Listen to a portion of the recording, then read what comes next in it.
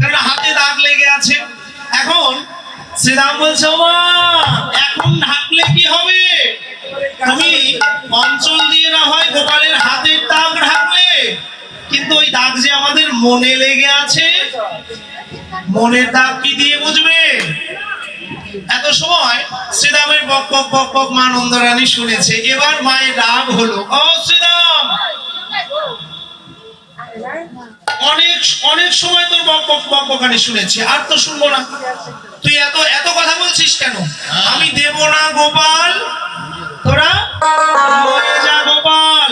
বলে, জাদুরে জাদুরে, রেখে আমার জাদুরে। এক কথা দুই রকম মানে, গোপাল অর্থ কৃষ্ণ, আবার অর্থ গরু, আর পাল অর্থ গরুর পাল। তাহলে লয়ে যা গোপাল, দেব না গোপাল, আমি আমার গোপালকে দেব না, তোরা গরুর পাল লয়ে যা।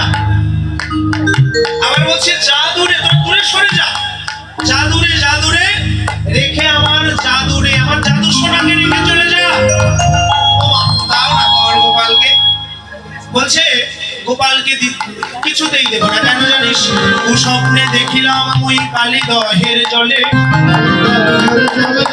আমার কানাইয়ের চোরাবাসী ভাসিছে তাহার কোলে।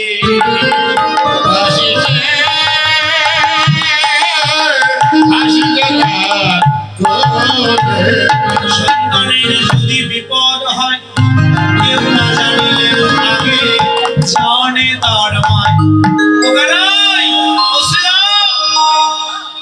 আমি আমার গোপালকে আজ গোষ্ঠী দেব না। কেন জানিস? আমি দুঃস্বপ্ন দেখেছি যে ওই কালীদহের জলে আমার কৃষ্ণ ডুবে গেছে। আমি কিছুতেই আমার গোপালকে দেব না। ওই বনবাসে বড় ভয় আছে রে।